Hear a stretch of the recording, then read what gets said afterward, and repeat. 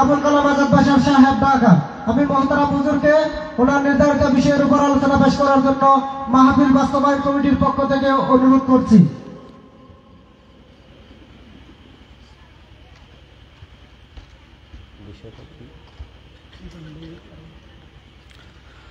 আসসালামু আলাইকুম ওয়া রাহমাতুল্লাহি ওয়া বারাকাতুহু।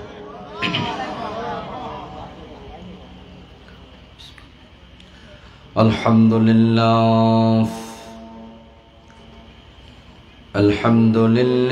নাহমাদুহু ওয়া নাস্তাঈনুহু ওয়া নাস্তাগফিরুহু ونعوذ بالله من شرور أنفسنا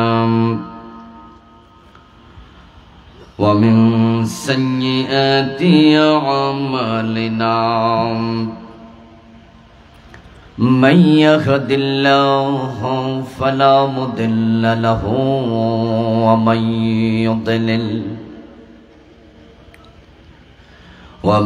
يضلل فلن تجد له وليا مرشدا وأشهد أن لا إله إلا الله وأن محمدا عبده ورسوله أما بعد فقد قال الله تعالى في كلامه المجيد সকলে আমার সাথে পড়ুন أعوذ بالله من الشيطان الرجيم بسم الله الرحمن الرحيم إن الذين آمنوا ثم كفروا ثم آمنوا ثم كفروا ثم ازدادوا كفرا لم يكن الله ليغفر لهم ولا ليهديهم سبيلا قال النبي صلى الله عليه وسلم تكون بين الساعة فتن كقطع الليل المظلم يصبح فيها الرجل مؤمنا فيمسي كافرا ويمسي مؤمنا فيصبح كافرا ويبيع أقوام دينهم بعرض من الدنيا أو كما قال النبي عليه الصلاة والسلام সকলে দুরূদ শরীফ পড়ুন আল্লাহুম্মা সাল্লি আলা মুহাম্মাদিন ওয়া আলা আলি মুহাম্মাদ কামা সাল্লাইতা আলা ইব্রাহিম ওয়া আলা আলি ইব্রাহিম ইন্নাকা হামিদুম মাজিদ اللهم بارك على محمد وعلى آل محمد كما باركت على إبراهيم وعلى آل إبراهيم إنك حميد مجيد اللهم صل وسلم وبارك عليه রুফকানিয়া রিলেশন সোসাইটি এর উদ্যোগে আয়োজিত নবম বার্ষিক তাফসীরুল কোরআন মাহফিলের সম্মানিত সভাপতি বৃন্দ, মহতারাম মাওলানা মীর মোহাম্মদ জাফর হুসাইন সাহেব, মাওলানা মীর মোহাম্মদ শাহেদ হুসাইন সাহেব, মাওলানা মোহাম্মদ শাহাদাত হোসেন চৌধুরী সাহেব, আজকের মাহফিলের সম্মানিত বিশেষ অতিথিবৃন্দ,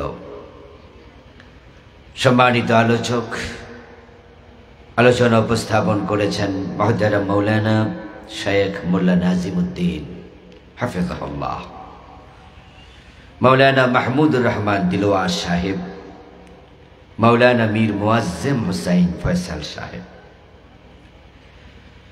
প্রিয় ভাই গিয়াসউদ্দিন রোকন সাহেব সহ যারা ইসলামী সংস্কৃতির সুরের মূর্ছনায় আমাদেরকে উজ্জীবিত করেছেন, অন্যান্য যত আলোচক, আয়োজক, বক্তা, শ্রোতা, ইসলাম প্রিয় তাওহীদি জনতা, পর্দার অন্তরালের সতী সাধবী, সম্মানিতা মা ও বোনেরা, আপনারা সকলে কেমন আছেন? আলহামদুলিল্লাহ, আমিও ভালো আছি। সাতকানিয়াতে তো মাহফিল খুব কম করেছি, আসতেও পারতাম না, আসলে দেখতাম পুলিশ খাড়ে থাকে। মনে হয় কয়েক বছর আগে, 2-3 বছর আগে এক জায়গায় আসছিলাম, লোহাগড়ায় সম্ভবত, না সাতকানিয়ার কোন জায়গায় জানি, ওখানে এসে দেখি বিকাল থেকে পুলিশ। পরে শুনলাম যে আমাদের মাওলানা সাহেব নাকি পুলিশ পাঠাইছে। এখন মাওলানা হইয়া মাওলানা ধরার জন্য পুলিশ পাঠায়। কোথায় যাই আমরা? আল্লাহ শুকরিয়া, আল্লাহ তাআলা এই জাতীয় ওলামায়ে সু থেকে আমাদের হেফাজত করেছেন। এখন সারা দেশ উন্মুক্ত। আল্লাহর বড় করুণা আমাদের প্রতি।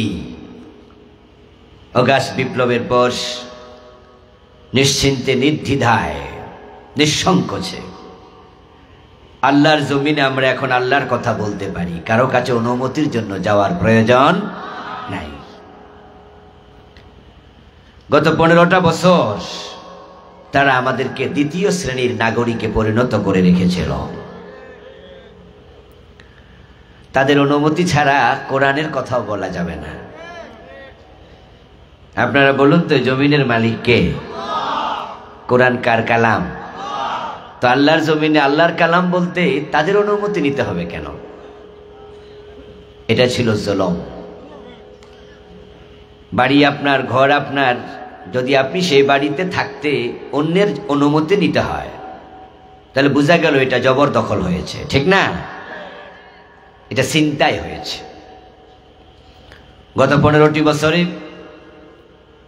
তারা এই দেশের ইসলাম প্রিয় জনতাকে ঘর জামাই বানাই রেখেছিল। তারা শ্বশুর পক্ষ, আমরা ছিলাম ঘর জামাই, তারা ছিল মালিক, আমরা যেন ভাড়াটিয়া, ঠিক না?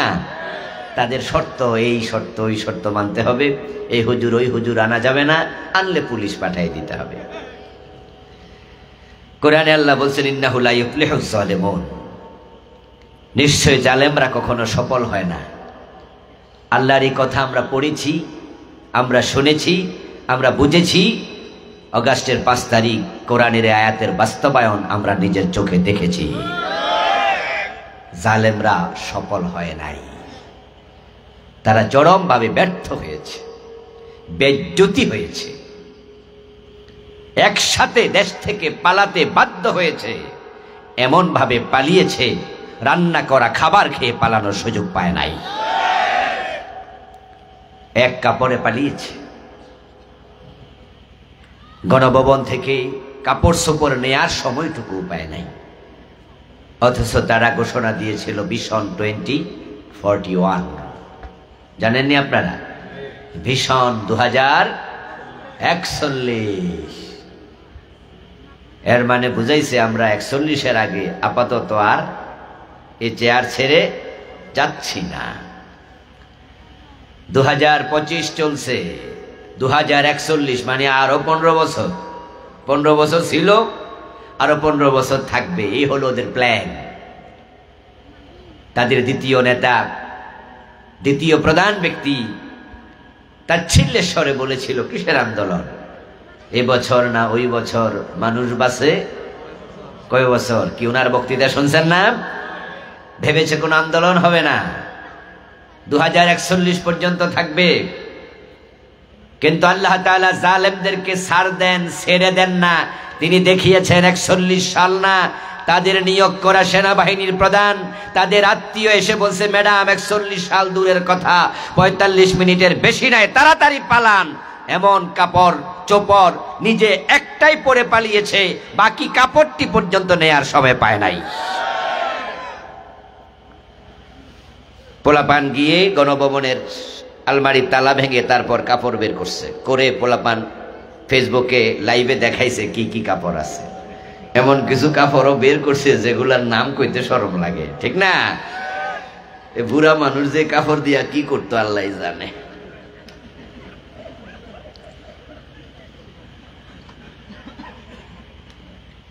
আল্লাহ তাআলা জালেমদের কবল থেকে আমাদেরকে মুক্ত করেছেন। একটা জালেম আপনাদের সাতকানিয়াতেও ছিল, ঠিক না? আলেম নামের জালেম, আলেম নামের কলঙ্ক। আল্লাহ লাঞ্ছিত করেছে, লাঞ্ছনা আরো সামনে কপালে আছে। কারণ প্রত্যেকটি মানুষ তার কৃতকর্মের জন্য দায়ী। পৃথিবী বিখ্যাত বিজ্ঞানী নিউটন, তার 3টি গতিসূত্র আছে। কম বেশি বিজ্ঞান নিয়ে সামান্য আমরা যারা পড়েছি আমরা জানি, তার গতিসূত্রের 3য়টা হচ্ছে প্রত্যেকটি ক্রিয়ার বিপরীত সমান প্রতিক্রিয়া আছে। আপনি যদি কোনো ওয়ালে ঘুষি মারেন, তাহলে আপনি হালকা করে মারেন, ওয়াল আপনাকে কিছু দেবে না, ব্যথা নেই। একটু জোরে মারেন, দেখবেন যে ফিডব্যাকে ব্যথা।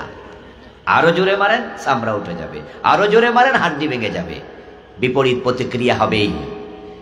ওরা 15 বছর যা জুলুম করেছে দেশের মানুষের উপরে, 5ই মে শাপলা চত্বরে কয়েক হাজার আলেমের বুকে তারা গুলি চালিয়েছে।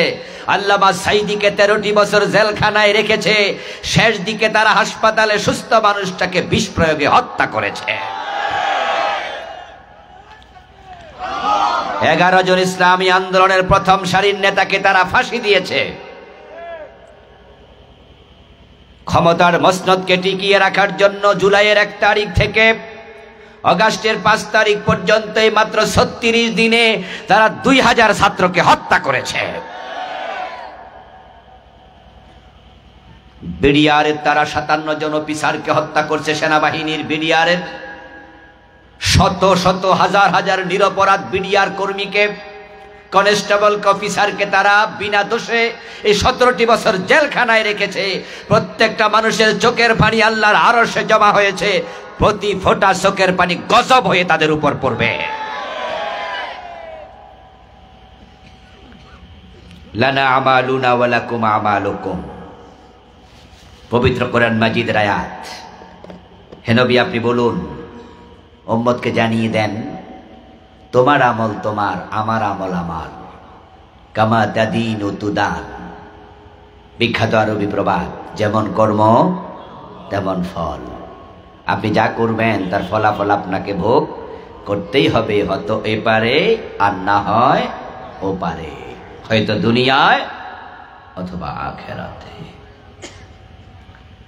এই জন্য আমরাও সাবধান হব, আমরা এখান থেকে শিক্ষা নেব। আমরা যেন পরে আবার জালেম হয়ে না যাই।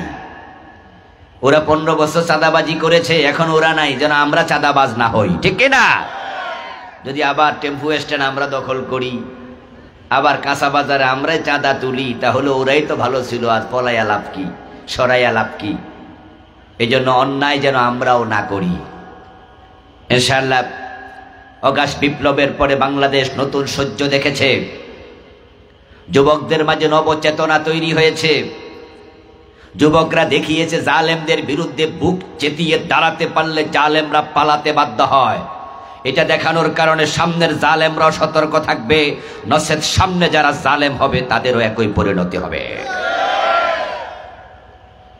বিপ্লবের জন্য অস্ত্র লাগে না, এটা আমরা বাংলাদেশে অগাস্টের 5 তারিখ শিখেছি, জুলাই আন্দোলনে শিখেছি। ব্যক্তিগতভাবে আমি মাঝে মাঝে ভাবতাম যে বাংলাদেশে ইসলামী বিপ্লব আদৌ হবে কি, কবে হবে, কিভাবে হবে। কারণ বাংলাদেশের চারপাশে ইন্ডিয়া, 3 দিকে তাদের স্থলভূমি, একদিকে তাদের জলভূমি। মায়ানমার আছে সামান্য একটু, তাও তো তারা বৌদ্ধ, আমাদের দুশ্মন, মুসলমানদেরকে তারাও হত্যা করে। তো বাংলাদেশের আলেমরাও যদি আমরা সবাই একমত হয়ে যাই, কিন্তু জালেমরা তো আমাদের ঠেকাবে, ইসলামী বিপ্লব করতে তারা দেবে না, অস্ত্র নিয়ে তারা নামবে, তখন আমরা অস্ত্র পাবো কোথায়?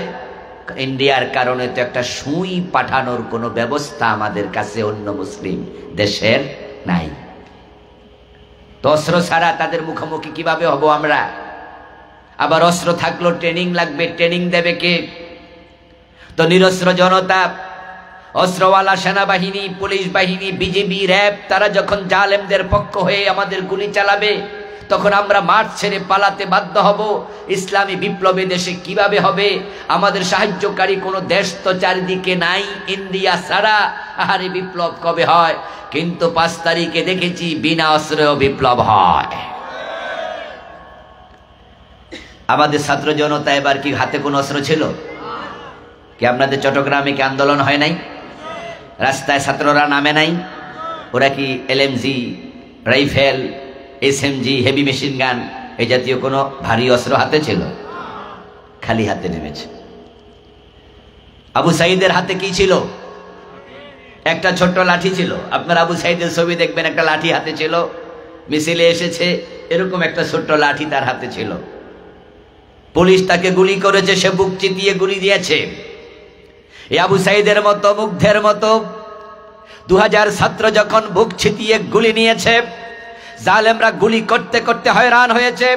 এক পর্যায়ে তাদের অন্তরে আল্লাহ ভয় ঢুকিয়েছে, তারাই পালাতে বাধ্য হয়েছে। কিছুক্ষণ আগে আমির বলেছেন, প্রয়োজনে বিপ্লবের জন্য আমরা 2 লক্ষ শহীদ হয়ে যাব। যদি রাস্তায় আমরাও নামতে পারি, বুক চিতিয়ে গুলি নিতে পারি, ইসলামী বিপ্লব বাংলাদেশও কেউ ঠেকাতে পারবে না।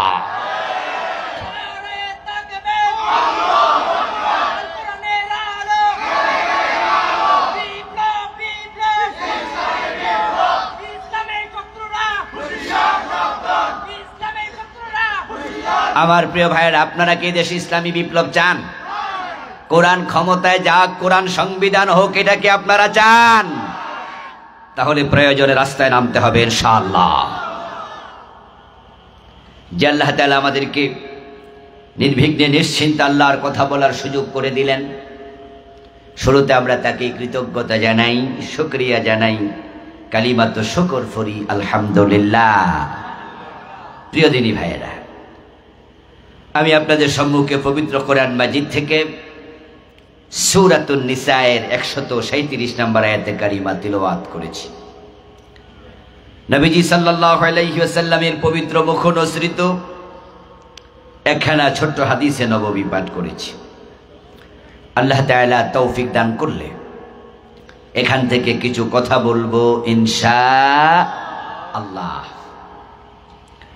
আল্লাহ তাআলা বলেন, ইন্নাল্লাযীনা আমানু, নিশ্চয় যারা ঈমান এনেছে, সুম্মা কাফারু, অতঃপর আবার কাফের হয়ে গেছে, সুম্মা আমানু, আবার ঈমান এনেছে, সুম্মা কাফারু, অতঃপর আবার কাফের হয়ে গেছে, সুম্মা ইজদাদু কুফরা, তারপর আর ঈমান আনে নাই, কুফরিতে সীমা লঙ্ঘন করেছে, কাফের অবস্থায় মৃত্যুবরণ করেছে।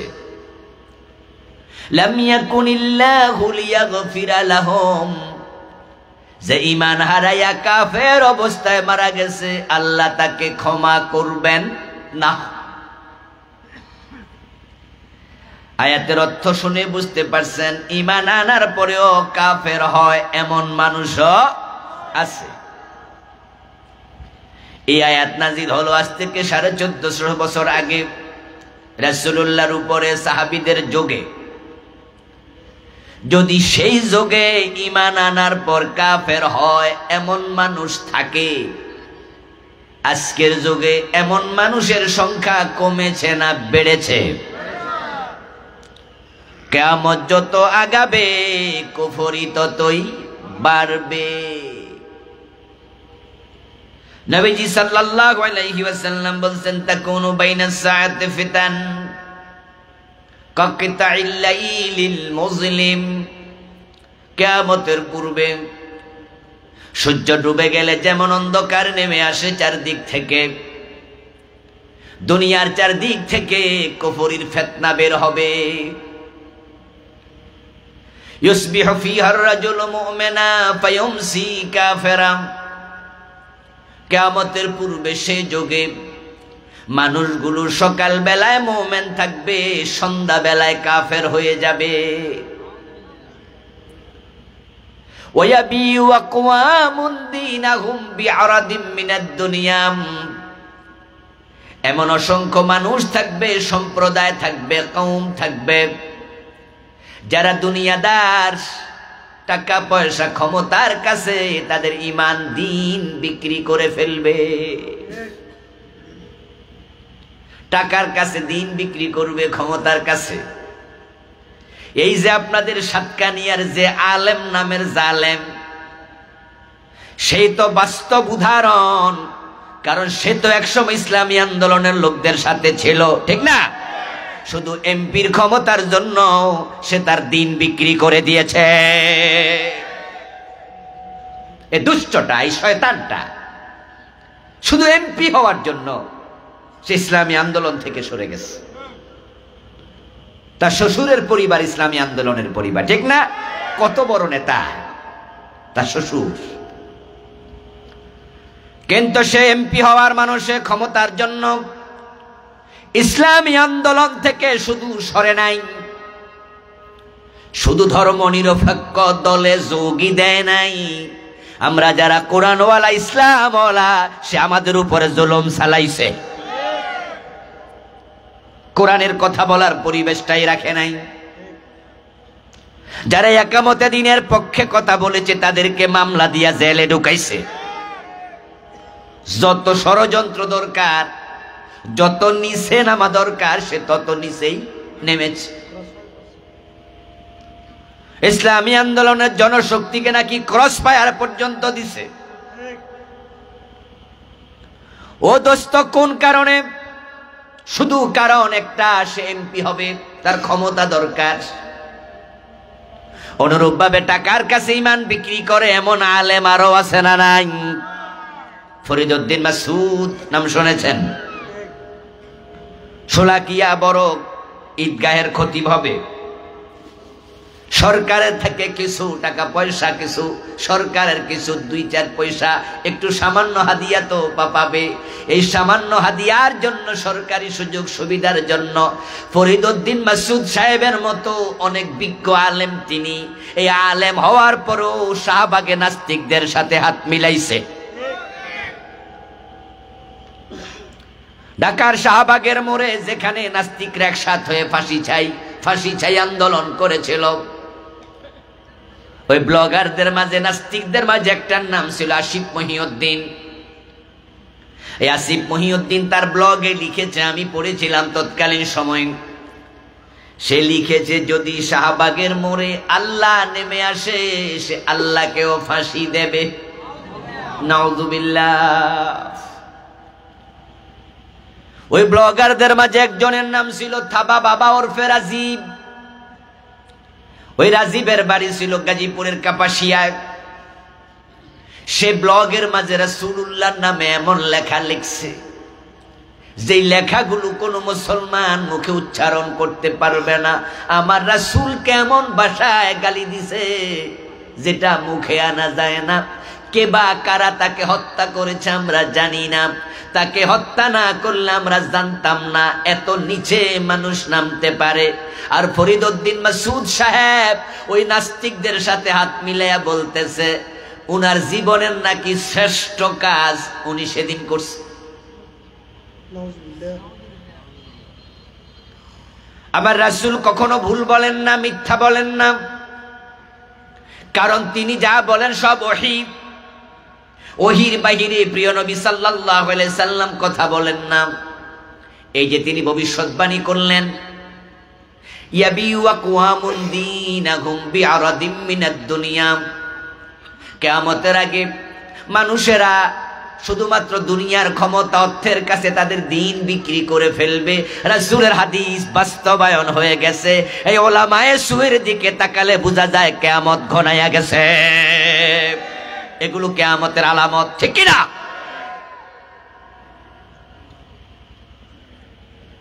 রাসূলুল্লাহ সাল্লাল্লাহু আলাইহি ওয়াসাল্লাম বলেছেন, কিয়ামত যখন আসবে, কিয়ামতের আগে ঈমান নিয়ে টিকে থাকা বড় কঠিন হবে।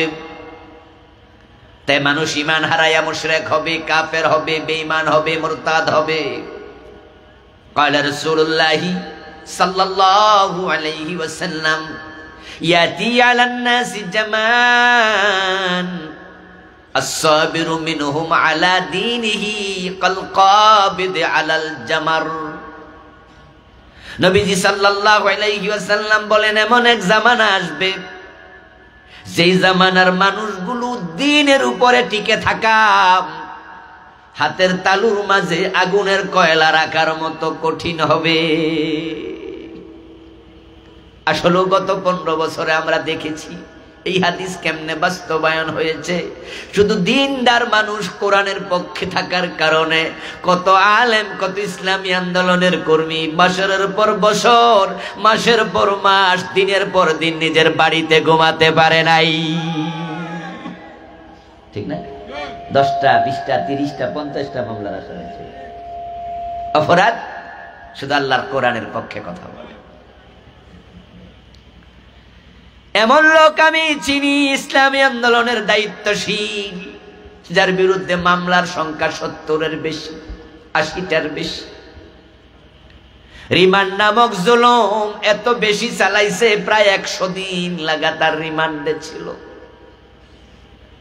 পায়ের নখগুলো প্লাস দিয়া তুলে ফেলেছে, হাতের নখগুলো টাইনা টাইনা তুলে ফেলেছে।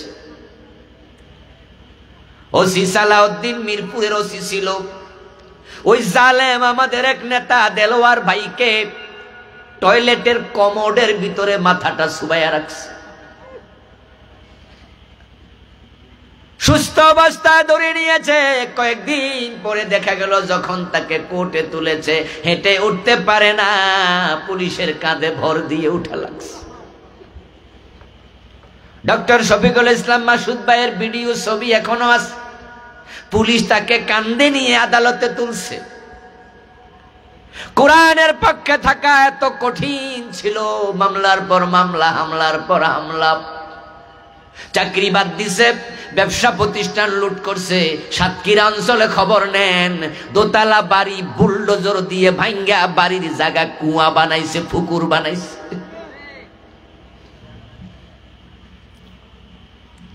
আলহামদুলিল্লাহ, সুম্মা আলহামদুলিল্লাহ। এরপরেও একামতে দ্বীনের কর্মীরা ইসলামী আন্দোলন থেকে অনেকে চুল পরিমাণ সরে নাই। এই কষ্ট সহ্য করেও তারা টিকে ছিল। আমার রাসূল এটাই বলেছিলেন, আস-সাবিরু মিনহুম আলা দীনিহি কাল কাবিদ আলাল জামার। হাতের মাঝে আগুনের কয়লা রাখা যত কঠিন, দিনের উপরে টিকে থাকাও হবে ততই কঠিন। তবে হ্যাঁ, সেই যুগে অধিকাংশ মানুষ বেঈমান হয়ে যাবে, ঈমান হারিয়ে ফেলবে। ঈমান হারাতে হারাতে অবস্থাটা এমন হবে যে মসজিদে নামাজি থাকবে কিন্তু ঈমানওয়ালা। প্রিয় নবীজি বলেছেন, হ্যাঁ, ইয়াতি আলান নাসি জামান ইয়াজতামিউনা ফিল মাসাজিদ লাইসা ফীহিম মুমিনুন। এমন একটা জামানা আসবে যেই জামানায় মানুষগুলো জামাতের সাথে নামাজ পড়বে, ওই জামাতে একটারও ঈমান থাকবে না। ইমাম সাহেব বেঈমান হবে, কাফের। মুসল্লি সব কাফের, মুয়াজ্জিনও কাফের, মসজিদের খাদেমগুলোও কাফের। সবগুলো হবে বেঈমান, কিন্তু নামাজ পড়বে। আমার দোস্ত, ওই জামানা আসবে না, এসে গেছে। কথা বলবেন আমার সাথে, কথা বললে কথায় কথা আসে। আমার কথা কি আপনারা বুঝতেছেন তো? বুঝতে তো অসুবিধা হয় না। আমি সিটাঙ্গা ভাষায় বলতে পারি না, তো অসুবিধা নাই তো ইনশাল্লাহ? তাহলে জবাব দিয়েন, ওই জামানা আসবে না, এসে গেছে। হ্যাঁ, এমন মসজিদ আমি চিনি যে মসজিদে ইমাম মুয়াজ্জিন সব কাফের, মুসল্লি শুদ্ধ। এই মসজিদ বাংলাদেশে আছে। যদি আপনারা চিনতে চান, ঢাকা যান, বকশীবাজারে পাবেন, কাদিয়ানীদের মসজিদ। ইমাম ও কাদিয়ানী, মুয়াজ্জিনও কাদিয়ানি, মুসল্লি সব কাদিয়ানি। গেটের মাঝে দারোয়ান আছে, মসজিদের উপরে লেখা আছে আহমদিয়া মুসলিম জামাতের মসজিদ। ওখানে আপনি ঢুকতে যাবেন, নামাজ পড়তে আপনাকে এলাও করবে না। পরিচয় জিজ্ঞাসা করে সরাই দেবে, বলবে ওই মসজিদে যান। তাদের মসজিদে কাদিয়ানি ছাড়া কাউকে তারা নামাজ পড়তে দেয় না, ঢুকতেই দেয় না। তাহলে যারা ইমাম কাদিয়ানি, যারা মুয়াজ্জিন কাদিয়ানি, যারা মুসল্লি কাদিয়ানি, নামাজ পড়ছে 5 ওয়াক্ত, বলুন তো কাদিয়ানিরা মুমিন না কাফের? রাসূল বলেছেন ইয়াজতামিউনা ফিল মাসাজিদ লাইসা ফীহি মুমিন। আল্লাহর হাবিব হাদিসটি বলেছিলেন 1450 বছর আগে।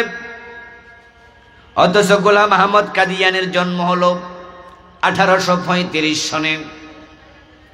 আজ থেকে 250 বছরের কাছাকাছি আগে, 150 বছরের একটু বেশি। গোলাম আহমদ কাদিয়ানির জন্ম হলো 250 বছর আগে। রাসূলুল্লাহ হাদিস বললেন 1450 বছর আগে। তো রাসূলের হাদিস দিয়ে বাস্তবায়ন হবে, এটাই তো প্রমাণ হলো, ঠিক না? যে কাদিয়ানিরা নামাজ পড়ে 5 ওয়াক্ত, কিন্তু একটারও ঈমান নাই। আমার প্রিয় ভাইয়েরা, মসজিদে গিয়ে আল্লাহকে সেজদা করে, দরবারে যায়া পীরের পায়ে সেজদা মারে, এমন লোক বাংলাদেশে আছে না নাই? চিটাং অঞ্চলে নাই? যে পীরের পায়ে সেজদা দেয় সে মুমিন না মুশরিক? ঈমান আছে না গেছে? কিন্তু লোকটা তো আবার জুমার দিন ইমামের পিছনে দাঁড়ায়া নামাজ পড়ছে। সে যে মুশরিক সে বুঝেই না, সে যে বেঈমান সে জানেই না। আমাদের দেশে যারা ধর্ম নিরপেক্ষ রাজনীতি করে, কান খুলে শুনুন, আজকের মাহফিল এমন আছেন ইসলামী রাজনীতি করেন না, কিন্তু আপনি নামাজি, আপনি হাজি, আপনি যেই রাজনীতি করেন সেটা সেকুলারিজম, ধর্ম নিরপেক্ষতাবাদ। আপনি ইসলাম ধর্মের পক্ষে। আদালত, সংসদ, দেশের অফিস কোরআন দিয়ে চলুক, আপনি এর পক্ষে না। বরং ডক্টর কামালের লিখিত সংবিধান দিয়ে 53 বছর বাংলাদেশ চলছে, ওই সংবিধান দিয়ে সামনেও চলুক, আপনি এর পক্ষে। আপনি যাদেরকে ভোট দেন তারা আল্লাহর কোরআন দিয়ে দেশ চালাবে না, এটা আপনি জানেন। তারা পাশ করলে ডক্টর কামালের সংবিধান দিয়ে চালাবে, যেখানে চোর ধরে হাত কাটার কথা নাই, যেখানে জানা করলে 100 বেত লাগানোর কথা নাই, যেখানে মদ পান করলে 80 বেত লাগানোর কথা নাই, ওখানে ব্রিটিশ আইন ঢুকানো আছে।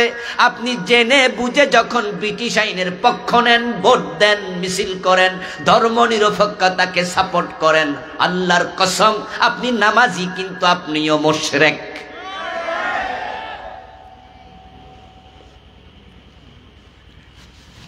আপনিও বেঈমান। ওই কাদিয়ানি যে কাফের, আমরা যতই ফতুয়া দেই তারা কিন্তু নেয় না। আচ্ছা, কাদিয়ানি কাফের ফতুয়ার কারণে কি হেরা দল বান্ধা মুসলমান হয়ে গেছে? হেরা কয় যে দূর মিয়া, রাখেন তো আপনার ফতুয়া। পীরের পায়ে যে সেজদা দেয়, আমরা যে বললাম পীরের পায়ে সেজদা দিলে মুশরিক হয়, আমাদের ফতুয়া শুই না বন্ড পীরের মুরিদরা সব ভালো হয়ে গেছে। ওরা কয় আরে মিয়া রাখেন আপনার ফতুয়া।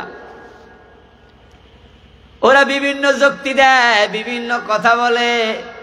শরীয়তে অন্যরে সেজদা দেয়া জায়েজ নাই, শরীয়তে আছে সেজদার মালিক আল্লাহ, কিন্তু মারেফতে জায়েজ আছে। এজন্য হেরা কয় শরীয়তের মৌলবীরা এগুলো বোঝে না। কেমনে বুঝবো? 30,000 জহেরি, 70,000 বাতেনি। আমার ফতুয়া আপনার ফতুয়া ভণ্ড পীরের মুরিদ নেয় না, নিলাম না, সেজদা দিছি আরো বেশি দিন। জামাই রাগ কইরা বউরে দিছে তালাক। তালাক মানে একসাথে 5-7টা মেরে দিছে। বউ বসে বসে ফান খায়। জামাই কইতাছে 1 তালাক, 2 তালাক, 3 তালাক, 4 তালাক, 52 তালাক, 6 তালাক, 7 তালাক, যা আছে সব দিয়ে দিলাম একসাথে।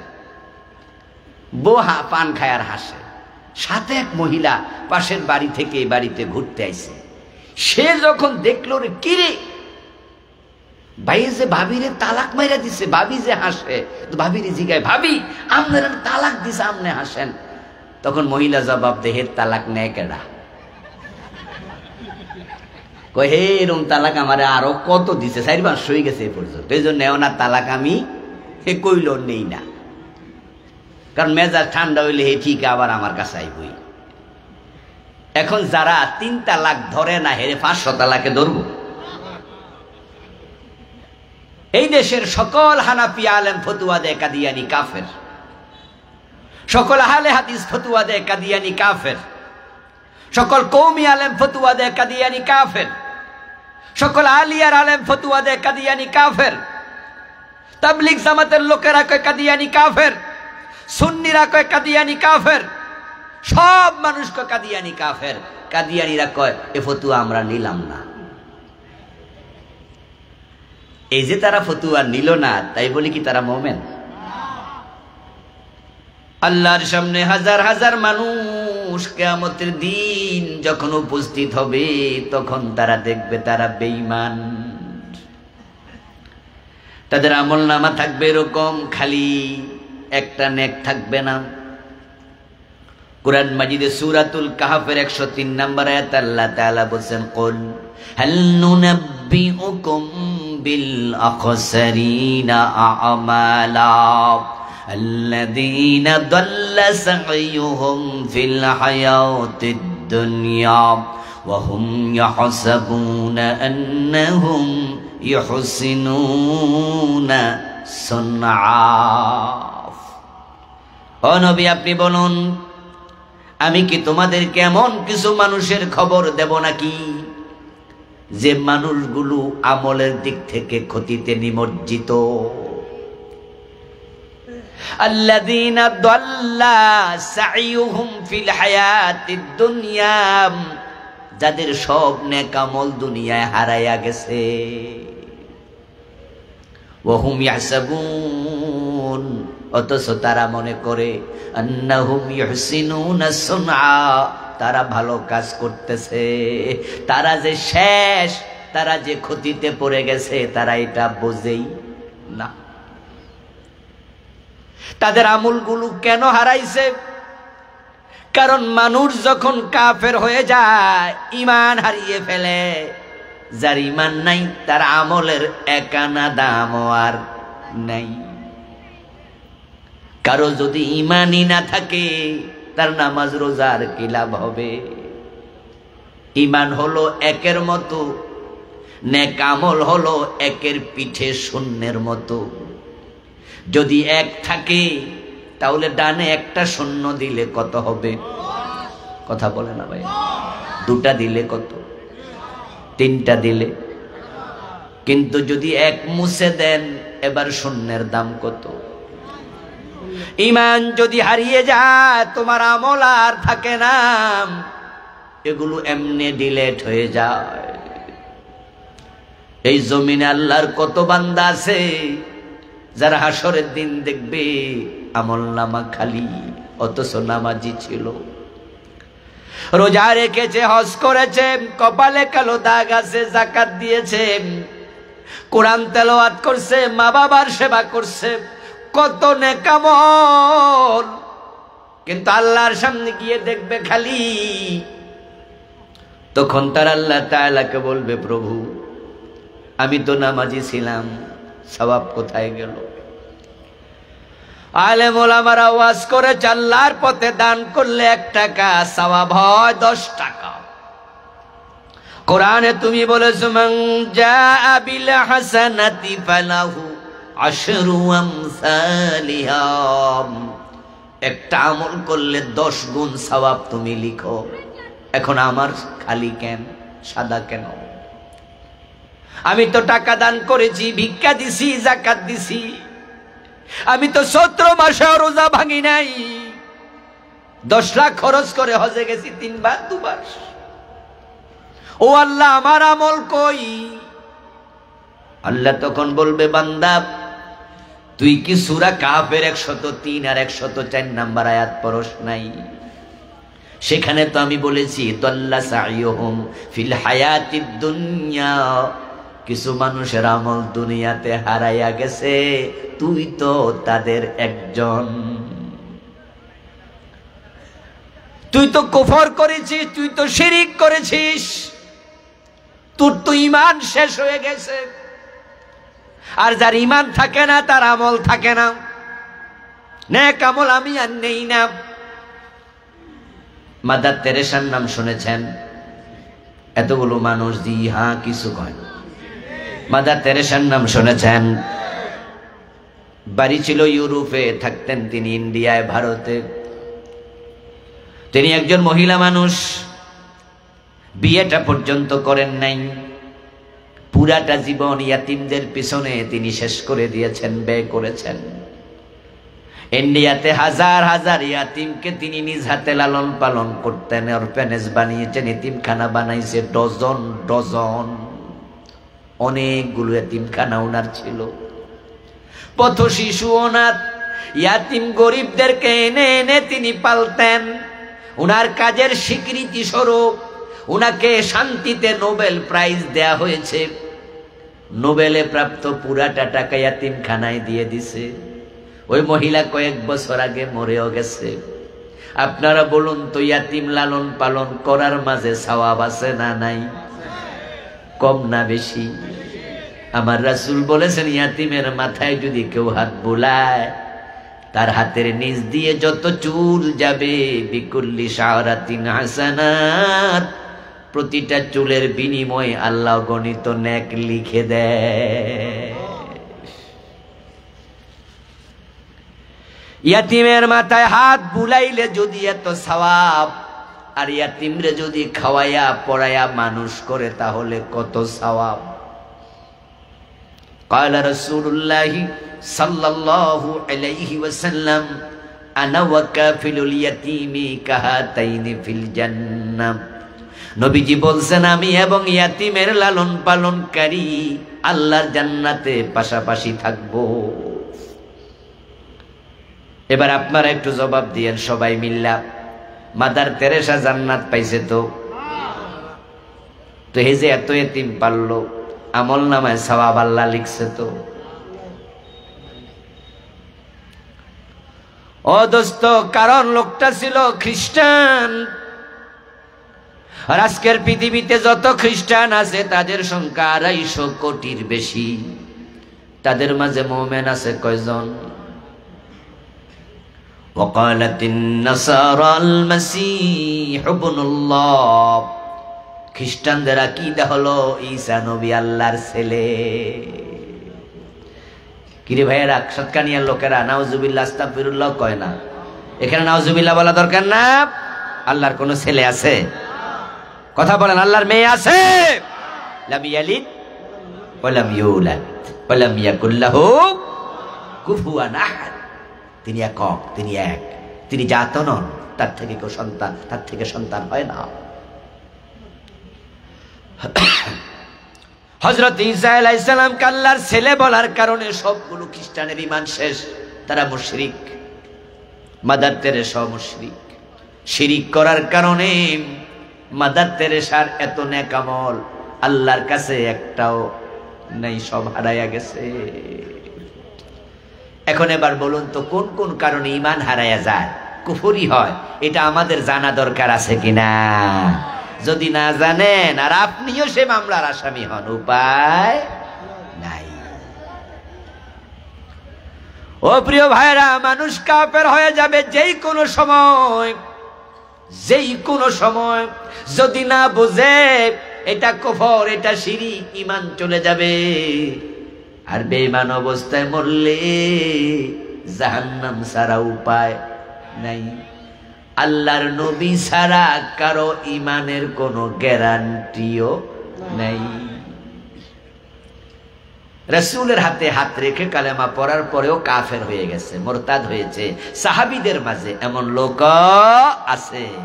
আপনি আর আমি তো কালেমা পড়ছি মসজিদে ইমাম সাহেবের কাছে, মক্তবের হুজুরের কাছে। আর রাসূলের হাতে হাত রেখে কালেমা পড়ছে, পরে বেঈমান হয়ে গেছে। তাদের মাঝে একজনের নাম ছিল ইবনু খাতাল। শুধুমাত্র রাসূলের হাতে হাত রেখে কালেমাই পড়েন নাই তিনি, ইবনু খাতাল মুহাজির ছিলেন। মদিনা থেকে হিজরত, মক্কা থেকে হিজরত করে তিনি মদিনা এসেছিলেন, মুহাজির। কিন্তু হতভাগ্য এই লোকটি মদিনাতে এক পর্যায়ে রাসূলুল্লাহর সাথে দুশমনি করলো, অস্বীকৃতি দিল নবুয়তের, তারপর পালাইয়া মক্কায় চলে গেল।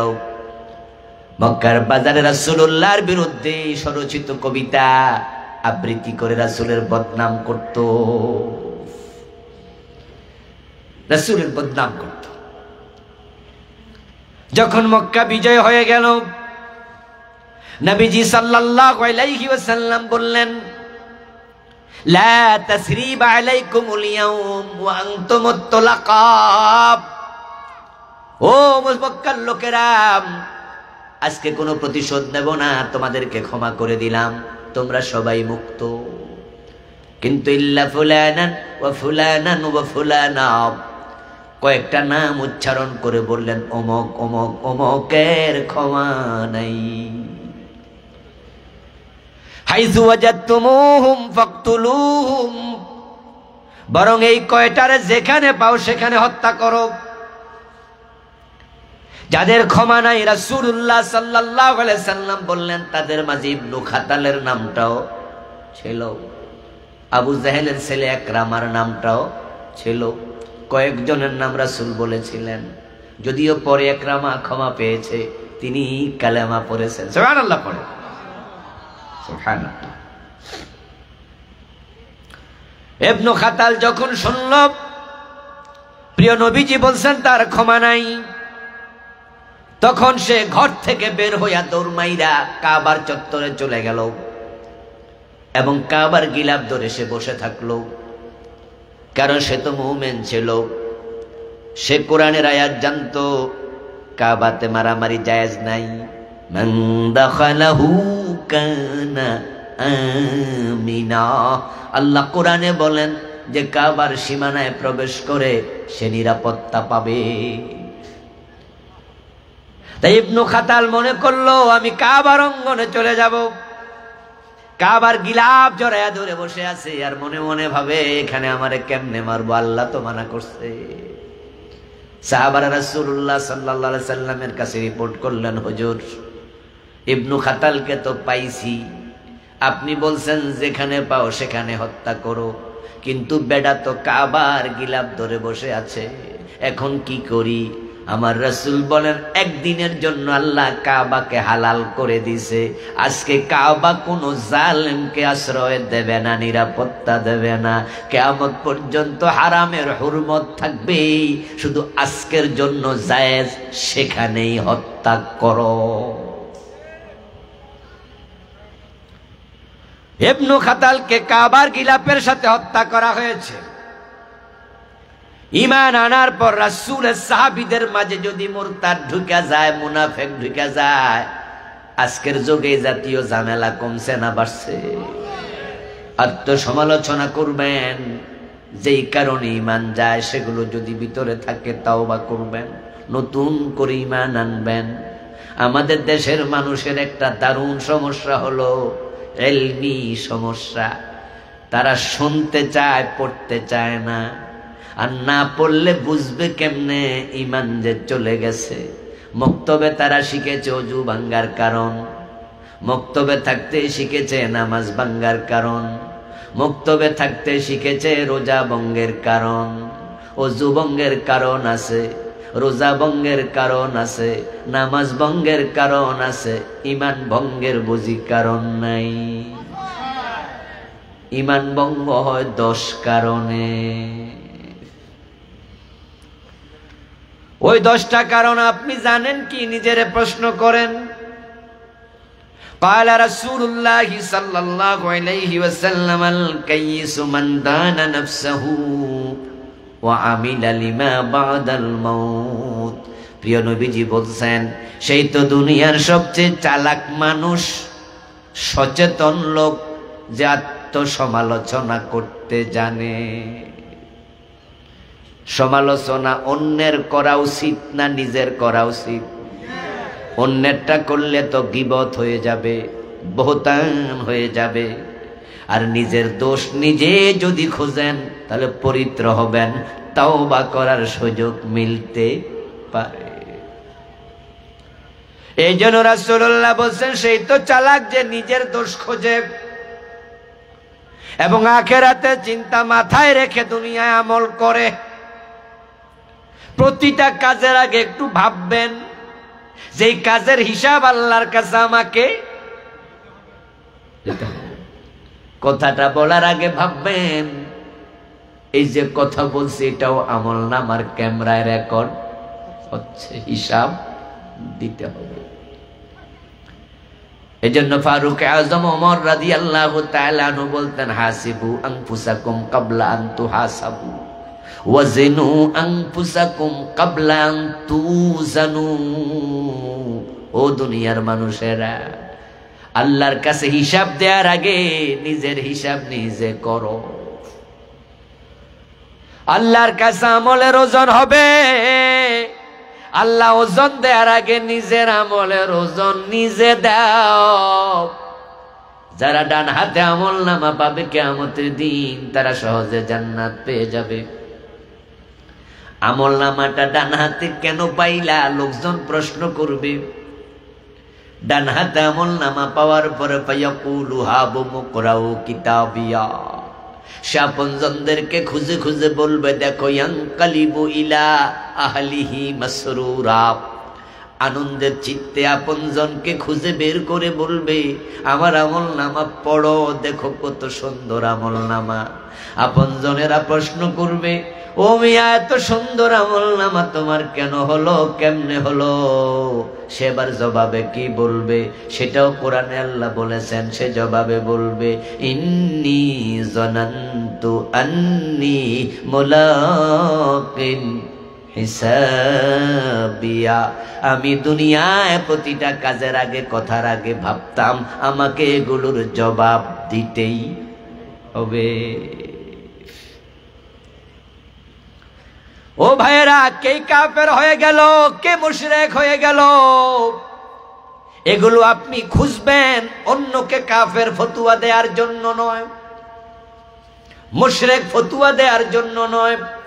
এগুলো জানবেন, শিখবেন, নিজের ঈমান আছে কিনা সেটা বোঝার জন্য, ঠিক না? এই যে কাদিয়ানি কাফের হয়ে গেল, কোন কারণে হলো? ওই কারণ যদি আপনার ভিতরে থাকে, উপায় কি?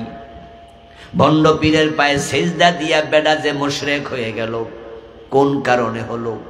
ওই কারণ যদি আপনার ভিতরে থাকে, আপনার উপায় কি? আজীবন শয়তান রে কাফের বলছেন, প্রশ্ন যদি হয় শয়তান কোন কারণে কাফের হলো, ওই কারণ যদি আপনার ভিতরে থাকে, আপনার উপায় কি? আত্মসমালোচনা দরকার আছে না নাই?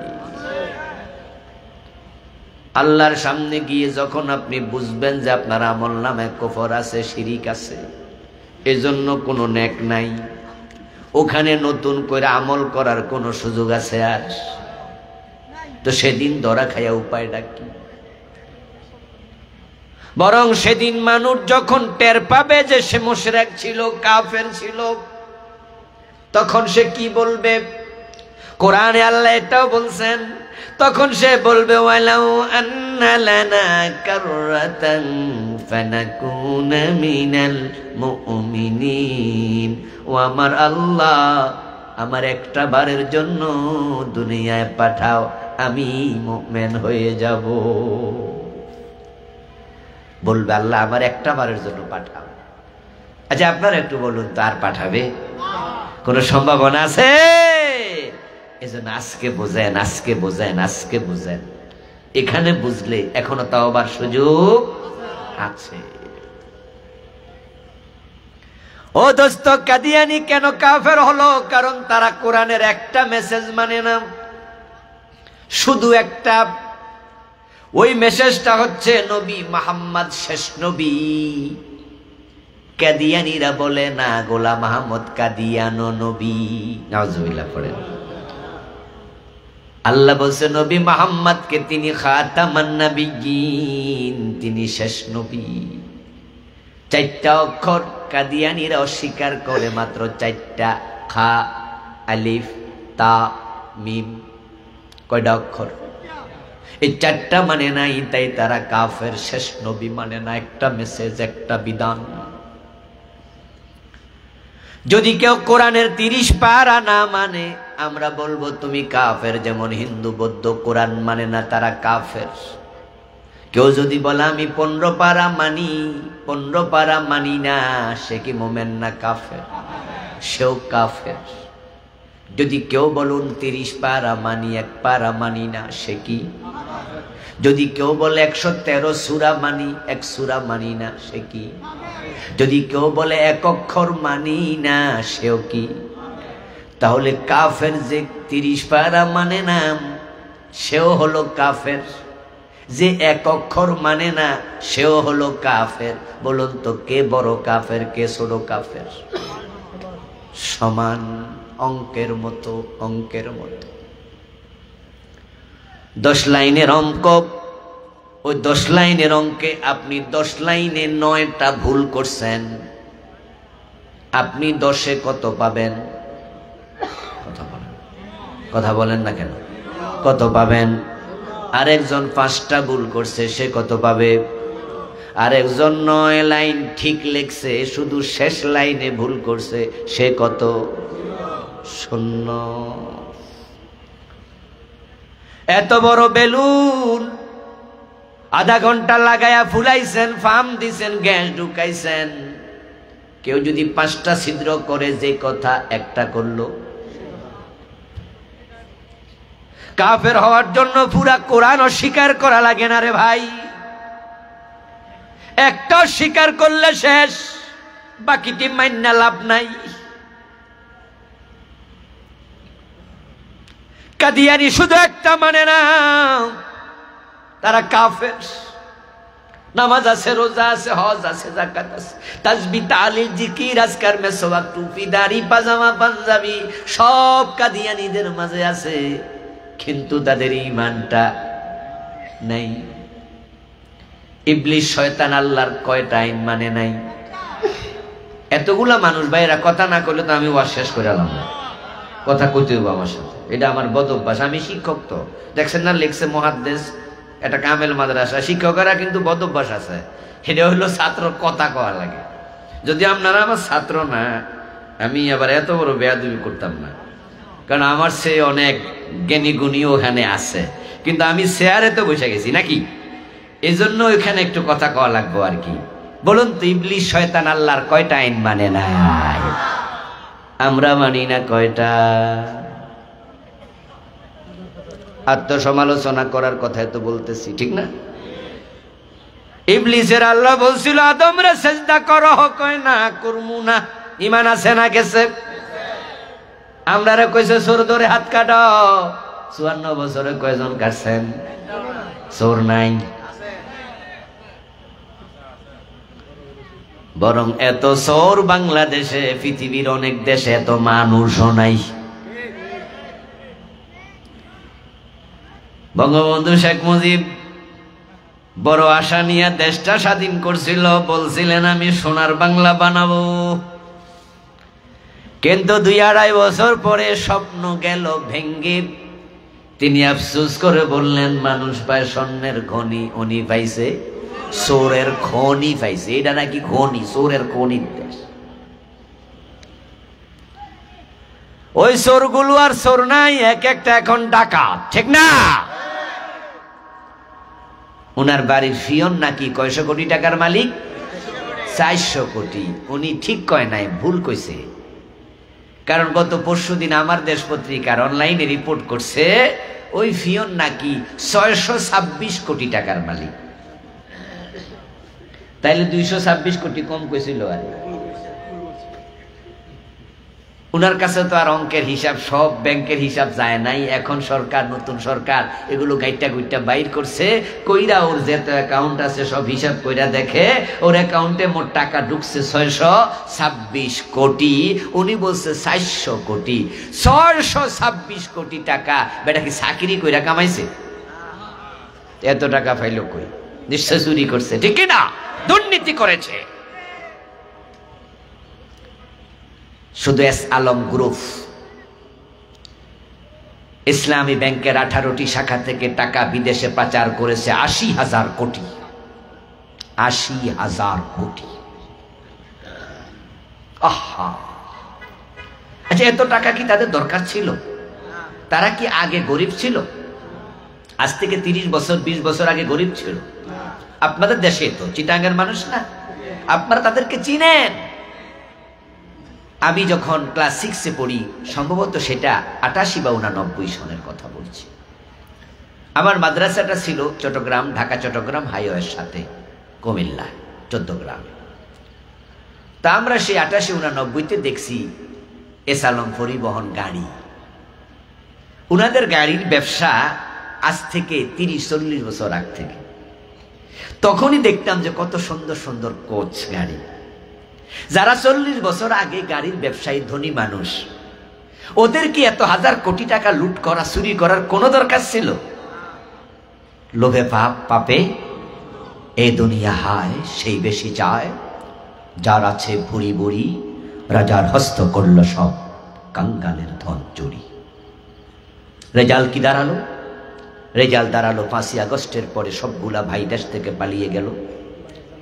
কয়দিন আগে উনার মা মারা গেলেন, একটা ভাই জানাজায় থাকতে পারে নাই, মায়ের কবরে একটু মাটি দিতে পারে নাই।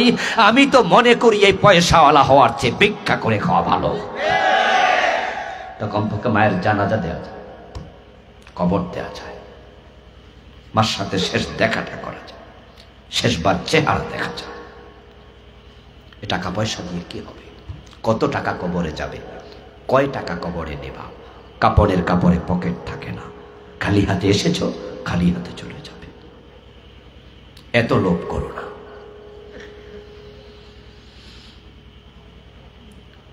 জীর্ণ শীর্ণ সরাইখানা, রাত্রি দিবা 2টি দ্বার, এরই মাঝে দুনিয়াদারি চলছে বড়ই চমৎকার।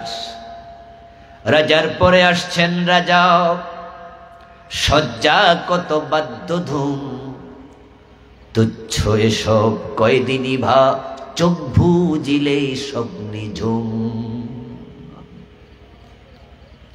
1 সেকেন্ডের নেই ভরসা, মরণ ঘাড়ের পরে, বিপুল সম্পদ করছো জড় ভোগ বিলাসের তরে। বুলবুল পাখির নেই এসে ঝিনু হেতাও, বেদে চিনু বাসা বড়ই মমতায়। সময় হলে শেষ, ছেড়েই পরিবেশ, যেতে হবে সেথায়, নিয়তি যেথায়, হয়তো গাছতলায়, না হয় বাসতলায়। এমন কবরও হতে পারে, কবরে পানি উঠবে, বর্ষাকালে মারা গেলে তোমাকে পানির মাঝেই শোয়া রাখবে।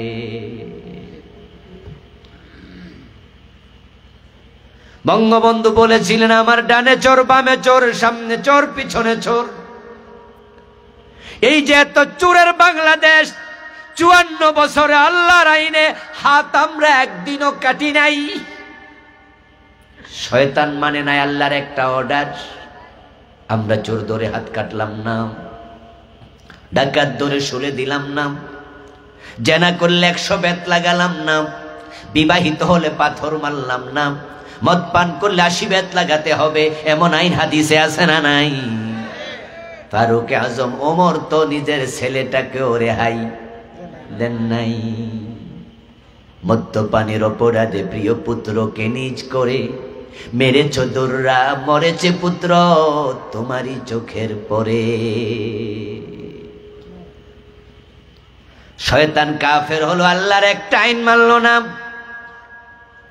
আল্লাহ বসালাহুল খালকু ওয়াল আমর, সাবধান সৃষ্টি যার, আইন চলবে শুধুই তার। কথাটা কার? বলেন না ভাইয়েরা, কথা বলেন কার? জোরে বলুন তো, সৃষ্টিকার। আইন চলবে কার? আল্লাহর আইন চলছে না ব্রিটিশ আইন। কাদিয়ানি মানে না 4 অক্ষর, কাফের। আলাহুল খালকু ওয়াল আমরু, এখানে অক্ষর আছে 15টা। আলার মাঝে 3টা, লাহুর মাঝে 2টা, খালকুর মাঝে ৫টা, ওয়াল আমরুল মাঝে আবার ৫টা, এখানে আছে ১৫টা। কাদিয়ানি মানে না ৪টা। হেরা যদি কাফের হয়, ৫৩ বছরে কোরআনের আইনের পক্ষে যারা ছিল না, তোমরাও কাফের, তোমরাও কাফের, তোমরাও কাফের।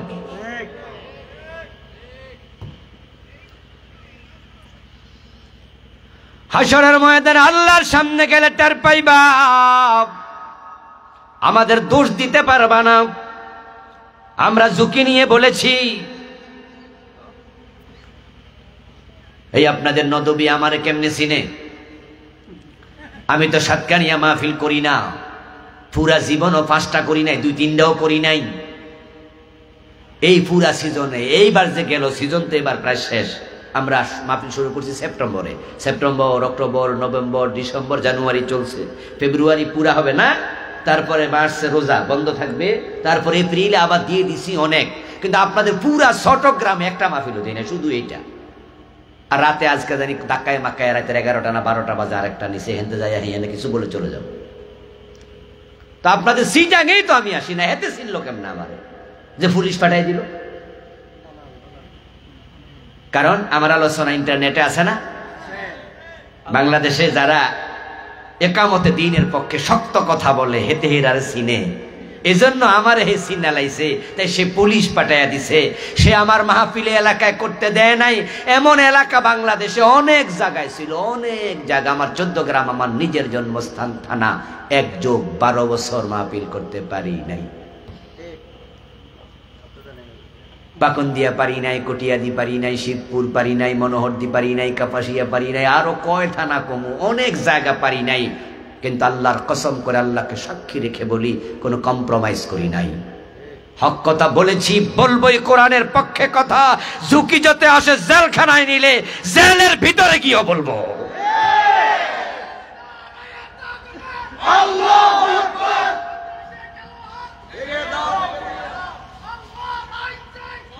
আমার প্রিয় ভাইরা, 3বার পুলিশে ধরছে গত 15 বছরে।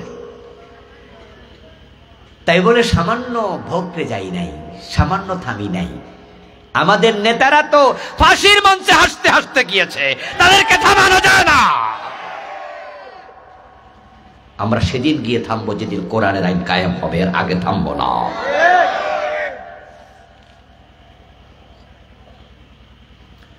আল্লাহর আইনের বিপক্ষে থাকবেন, ঈমান চলে যাবে। ভোরবেলায় ঘুম থেকে উঠে উজু করে যখন নামাজে দাঁড়ান, নামাজে দাঁড়াইয়া বলছেন, আউযু বিল্লাহি মিনাশ শাইতানির রাজীম, ও আল্লাহ, অভিশপ্ত শয়তান থেকে তোমার কাছে আশ্রয় চাই, ফানা চাই। শয়তান পাশে দাঁড়াইয়া দাঁড়াইয়া কয়, আমারে কেডা অভিশপ্ত বলে গালি দিল? আমি আল্লাহর একটা আইন মানি নাই। আমি যদি অভিশপ্ত হই, তোরা তো ডজন ডজন মানুষ না, তোদের 14 গোষ্ঠী অভিশপ্ত।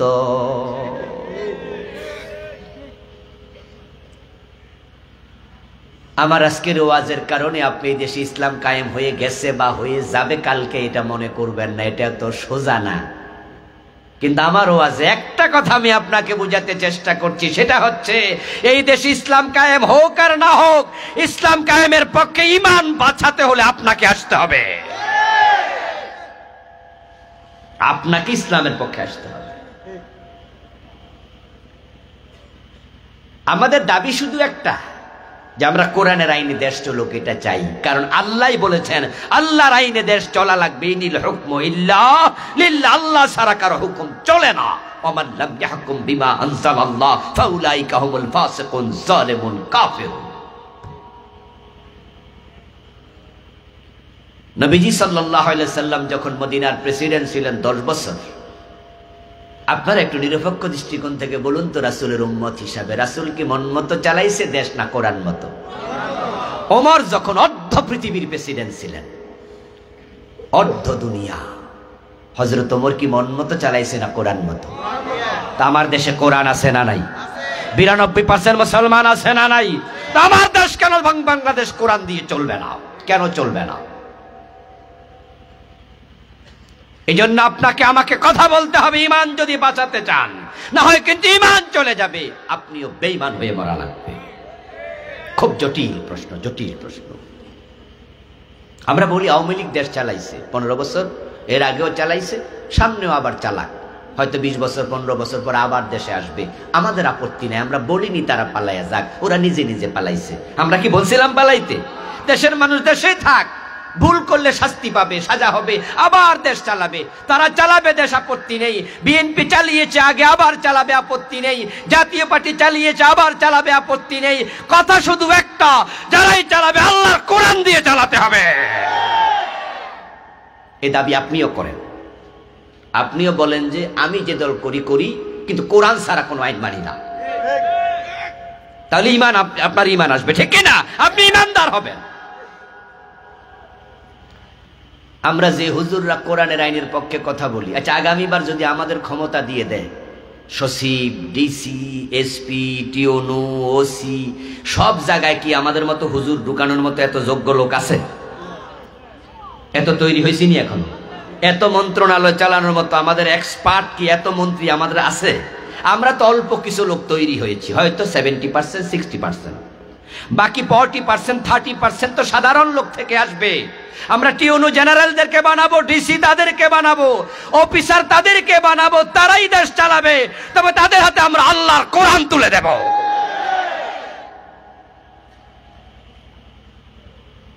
হাইকোর্টের বিচারপতির আসন আমি যে লাভ কর ঠুস করে বসে যাব না, অমক নেতাকে আমরা বসাই দেব না, তারাই থাকবে। তবে বিচারক আল্লাহর কোরআন দিয়ে বিচার করবে, ওই সচিব কোরআন দিয়ে দেশ চালাবে, মন্ত্রী কোরআন দিয়ে চালাবে। আমরা যদি একমত হয়ে যেতে পারি, তাহলে বাংলাদেশে কোরআনের রাজ ঠেকানোর ক্ষমতা কোনো জালেমের হবে না। এটা ইমানের দাবিতে এক হওয়া লাগবে, ইমানের দাবিতে। আমার বন্ধু, কুফরি হলে তো ইমান শেষ। যেই যেই কারণে ইমান চলে যায়, তার মাঝে একটা, প্রথমটা হলো 10টার মাঝে প্রথমটাই হলো কুফর, অর্থাৎ আল্লাহর কোরআনের সাথে রাসূলের হাদিসের সাথে দ্বিমত করা যাবে না, করলে ইমান শেষ। দ্বিতীয়টা হলো শিরিক। আল্লাহর জন্য যা খাস নির্ধারিত, ওখানে যদি অন্য কাউকে শামিল করেন তাহলে হয় শিরিক, ইমান শেষ। বাংলাদেশে শিরিক আছে না নাই? কত আলেম তো এমন আছে, মাহফিলে এসে শিরিক প্রচার করে, আল্লাহর ধন রাসূলকে দিয়া, আল্লাহ গেছে গায়েব হইয়া। আবার রাসূলের ধন রাসূলের কাছেও নাই, এটা আবার খাজা বাবার কাছে, ঠিক না? রাসূলের ধন খাজা লইয়া শুইয়া আছে আজমিরে, কেউ ফিরে না খালি হাতে, খাজা তোমার দরবারে। নাউজুবিল্লাহ পড়েন। মাহফিলে বক্তা শ্রোতাদেরকে এসব শিখায়, খাজা বাবার কাছে যাও, সব পাইয়া যাবে। আপনাদের চট্টগ্রামে গেলে ওখানে বাইজিদ বোস্তামির কবর আছে না? ওরে বাবা রে বাবা, সেখানে আমি দেখলাম যে পাশেই আছে গাছ, কয়েকটা গাছে লাল রশি দিয়া বাইন্দা গাছের চিকা বানাইলিস। এরপরে দেখলাম সামনে একটা পুকুর আছে, পুকুরের মাঝে বিশাল বড় বড় কচ্ছপ। ওই কচ্ছপরে খাবার দেয়ার বাবা বলে ডাকতেছে, মনের আবেদন পূরণ করবে কচ্ছপ। আস্তাগফিরুল্লাহ আল-আযীম। অথচ চাইলে চাইতে হবে কার কাছে? খাজা বাবার কাছে গিয়ে, বাবা ছেলে দাও, বাবা মেয়ে দাও, বাবা আমার চাকরি দাও, বাবা বিপদে আছি, বিপদ থেকে বাঁচাও। قال رسول الله صلى الله عليه وسلم اذا سألت فاسأل الله اذا استعنت فاستعن بالله। রাসূলুল্লাহ শিখিয়েছে, চাইলে আল্লাহর কাছে চাও, যখন মনের আকুতি আল্লাহর কাছে প্রকাশ করো। খাজা বাবার কাছে যাইয়া ছেলে মেয়ে চাইয়া, চাকরি বাকরি চাইয়া, আজান হলে মসজিদে ঢুকে আল্লাহু আকবার কইয়া কয়, ইয়াকা না'বুদু ওয়া ইয়াকা নাস্তাঈন। আল্লাহ, আমি শুধু তোমার গোলামি করি, শুধু তোমার কাছে চাই। আল্লাহ বলে, মিথ্যুক, কিছুক্ষণ আগে খাজার কাছে চাই।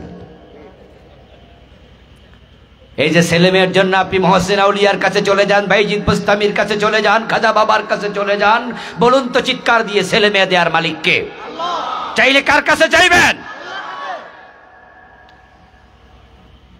কয়দিন পরে নির্বাচন আসছে, আমাদের অসংখ্য নেতা মাইক হাতে নিয়ে শিরিক করবে, বলবে জনগণ সকল ক্ষমতার উৎস। নাউজুবিল্লাহ পড়েন। এমন একটা কথা বাংলাদেশে আছে না নাই? সাবরিনটির মালিক নাকি জনগণ, সার্বভৌমত্ব জনগণের, জনগণ ক্ষমতার মালিক। এটা আমাদের সংবিধানে লেখা আছে। অথচ আল্লাহর কথা হলো ক্ষমতার মালিক কে? আন্নাল কুওয়াতা লিল্লাহি জামিআ। কার যে কোন জায়গায় ঈমান চলে যায় বলা যায় না, সাবধান, খুব সাবধান। জনগণ ক্ষমতার উৎস বলা যাবে না। আল্লাহ বলছে কুলিল্লাহুম্মা মালিকাল মুলকি তুতিল মুলকা মান তাশা ওয়া তানজিউল মুলকা মিম্মান তাশা।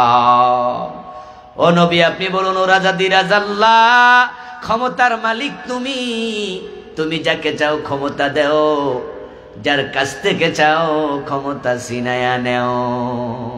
ক্ষমতা কে দেয়? ডক্টর ইউনূসের ক্ষমতা কেডা দিছে? কারণ 5 তারিখের আগে বেডা কি ভাবছিল এই বাংলাদেশের প্রধান উপদেষ্টা হইব? স্বপ্নেও দেখে নাই। স্বপ্নে যদি কেউ কিছু দেখে, হে যদি দেখে হে জেলখানা দেখছিল। আপনারা শিক্ষিত সচেতন মানুষ, বেটার বিরুদ্ধে মামলা ছিল না? ছোট ছোট মামলা, ওরে বাবা রে বাবা, হাজার হাজার কোটি টাকা আত্মসাতের মামলা। এবং মামলা 1-2টা না, অনেকগুলো মামলা। বেডারের নিচে আদালতে হাজিরা দিতে লিফট দিছে বন্ধ কইরা 8 তলার উপরে হাইটটা উঠো। বেডার বয়স 84। কারেন্ট বন্ধ কইরা হাঁটাইয়া তুলছে, তারপর উঠটা দেখে আদালতের এজলাসে হাকিম নাই। জিজ্ঞাসা করলো হাকিম কই? কজ আইতা সামনে খারান, চেয়ারও নাই, খাড়াই করা রাখছে। বুঝাইয়া দিছে, মিয়া তুমি নোবেল লরিয়েট হইলে আমাদের কিচ্ছু আসে যায় না। বেজ্জতি করে বুঝাইলাম, সামনে আরো বেজ্জতি অপেক্ষা করছে, অপেক্ষা করো। ডক্টর ইউনূস যদি ভাবতো তাহলে মনে মনে ভাবছিলেন প্রতি মামলায় যদি 10-20 বছরও জেল হয়, 200-250 বছরের নিচে হবে না। উনি ভাবছেন উনি মামলার আসামি, জেলখানার কয়েদি হবেন। আর আল্লাহ বলে না, আমি তোকে সবচেয়ে বড় চেয়ারে বসাচ্ছি। আন্দোলন করলো কেডা আর চেয়ারে বসলো কেডা? এই বৈষম্য বিরোধী আন্দোলনে কি ডক্টর ইউনূস সাহেব মাঠে ছিল? ওনার ফোলামাইয়া ছিল? করলো কেডা? জীবন দিল কেডা? চেয়ারে বইলো কেডা? এটা আল্লাহর ইশারা।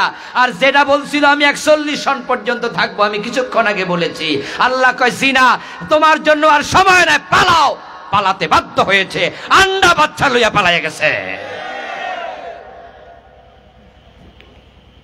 তুতিল মুলকা মান তাশা ওয়া তানজিউল মুলকা মিম্মান তাশা ওয়া তুইজ্জু মান তাশা ওয়া তুযিল্লু মান তাশা বিয়াদিকাল খায়র ইন্নাকা আলা কুল্লি শাইইন কাদির। সবাই চিৎকার দিয়ে বলেন সুবহানাল্লাহ। আমার প্রিয় ভাইয়েরা, শিরিক হয় যদি কেউ বলে ধর্ম যার যার উৎসব সবার। এমন একটা নিকৃষ্ট স্লোগান বাংলাদেশে আছে না নাই? আজ থেকে 20 বছর আগে স্লোগানটা আমরা শুনি নাই। এটা জালেমগুলো গত সরকার গত 15 বছর ওরা বানাইছে, প্রাইমারি স্কুলের সিলেবাসে ঢুকাই দিছে। আমরা যখন ছাত্র ছিলাম তখন এগুলো সিলেবাসে ছিল না। হিন্দু ধর্ম হিন্দু পালন করুক, আমাদেরটা আমরা করবো, লাকুম দীনুকুম ওয়ালিয়া দীন। কিন্তু তারা এসে হিন্দুদের ভোট পাওয়ার জন্য, ইন্ডিয়ার সাপোর্ট পাওয়ার জন্য দুর্গা পূজা আসলে তারা টেলিভিশনে দেখায়, পত্রিকায় লেখে, মাইকে বলে ধর্ম যার যার উৎসব সবার। এটা আল্লাহর কোরআনের একবারে উল্টা। আল্লাহর কোরআন বলে তোমার ধর্ম তোমার, আমার ধর্ম আমার। লাকুম দীনুকুম ওয়ালিয়া দিন। দুটা এক না, আলাদা? তাহলে স্লোগান হবে ধর্ম যার উৎসব তার। এই জালেমগুলো না আমাদেরকে বোকা বানাইছে, দারুণ বোকা বানাইছিল ওরা বাংলাদেশে 500-র উপরে মডেল মসজিদ বানাইছে। মডেল মসজিদ বানাইয়া আমাদেরকে বোকা বানাইছে কিভাবে জানেন? ওরা বুঝাইছে যে আমরা ইসলামের পক্ষে, আমাদেরকে ভোট দাও, আমরা ইসলামের পক্ষ শক্তি, আমরা মসজিদ বানাইছি। আবার মাদ্রাসার সিলেবাসের বইতে দোতারা ঢুকাইছে, হাবলা ঢুকাইছে, হারমোনিয়াম ঢুকাইছে, হাফ প্যানওয়ালা মাইয়া ঢুকাইছে, মাদ্রাসার বইতে মন্দির ঢুকাইয়া দিছে। গত বছরের সিলেবাসে 24-এর সিলেবাস মাদ্রাসার বই থাকবে। আপনাদের এলাকায় আছে 9-10-এর বই, দেখবেন 6-7-8-এর বই, বাড়ি গিয়া দেখবেন যে বইয়ের উপরে কভারের মাঝে হাফ প্যান্ট পরা মাইয়া ছবি, দোতরার ছবি, হারমোনিয়ামের ছবি, বইয়ের ভিতরে দেখবেন মন্দিরের ছবি। আচ্ছা, মাদ্রাসা কি হিন্দু পড়ে? তো মন্দির ঢুকলো কেন? আচ্ছা, মাদ্রাসা কি হারমোনিয়াম দোতরা শিখায়? ঢুকলো কেন? দেখেন ওরা কত চালাক। ওরা আমাদেরকে মসজিদ বানায় বুঝাইছে আমরা তোমাদের সাথে আছি, আমরা মুসলমান। আর ইন্ডিয়ার দাদা বাবুদেরকে বুঝাইছে মাদ্রাসার সিলেবাসে মন্দির ঢুকাইয়া দিছি, আমরা তোমাদের সংস্কৃতি ও দেশে চাপলাই দিচ্ছি, আমাদেরকে সাপোর্ট করো। আমাদেরও সাপোর্ট চায়, দিল্লিরও সাপোর্ট চায়। 2 নৌকা পা রেখেছিল, আল্লাহ ডুবাইয়া দিছে।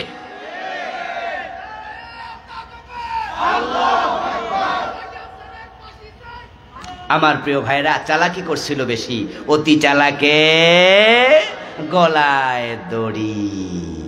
2 নৌকা পা দিও না, মৌমাছি হও, মাসি হইও না। মাসি টয়লেটও বসে, আবার মিষ্টি দোকানেও বসে। আর মৌমাছি শুধু মিষ্টি দোকানে আর ফুল গাছে, কোন ময়লা জায়গায় মৌমাছি যায় না। এই জন্য মৌমাছি নন্দিত, মাছি হয় নিন্দিত। মৌমাছি মানুষ পালন করে, ভালোবাসে। ঘরে ঢুকে গেলে দরজা খুলে দিয়ে বলে জাগ্গা জাগ্গা মারিস না, আর মাছি পাইলে জুতা দিয়েও ফিডায়।